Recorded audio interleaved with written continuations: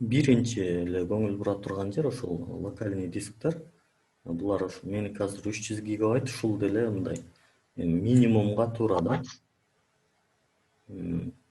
Андан кийин экинчи карай турган нерсе бул могу этот компьютер дегенди басасыз, же жөн эле компьютер болушу мүмкүн, же болбосо мой компьютер да болушу мүмкүн.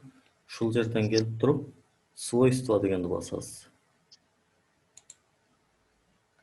Биринчи кезекте кайра башынан көрсөтүп коеюн, могул этот компьютер деген бул негизи этот компьютер деген рабочий столдо да болушу мүмкүн. Мен алып салгам. Рабочий столдо турганы мындай болот. Негизи могул ярлык болуп туруп калды, меники ярлык болуп тургандар свойства дегенге кирсең башка нерсе чыгып калат мындай болуп. Эгер ушундай болуп калса, анда могул жерден кирип туруп, буга мисалы муну 2 жолу бассаң бул ачылат. Анан ушул жерге кирип туруп, свойства дегенге кирип, ошо биринчи карай турган жери ушул процессору. Процессордун да айрыкча могул CPU дегенден кийин совочка коюлуп 230 деп атат. Ушул дагы минимум да, ушул 230дан жогору болсо жакшыраак болот.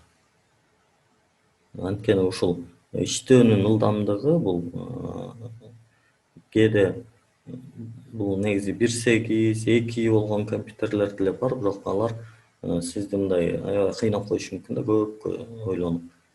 Анан установленный память деген бар. ОЗУ деп турат. Бул орусча болсо ОЗУ деп жазылат, установленный память деп. Эгер англисче болсо RAM деп жазылат да. R, анан A, анан M болуп, ошол 3 эле тамга RAM деп жазылат. Ушул жери 4 гигабайт болсо минимум. Андан кийин калгандары өтө деле маанилүү эмес. Анан Windows 8 болушу мүмкүн, 10 болушу мүмкүн, 7 болушу мүмкүн. Буларды өзүбүз өзгөртүп ала турган нерселер.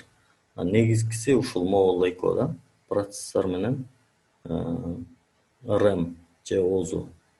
Анан могул ушул 2 диск дедик, булар аз же көптүгүнө байланыштуу. Минимум 300 болсо, 320 болсо жакшы болот.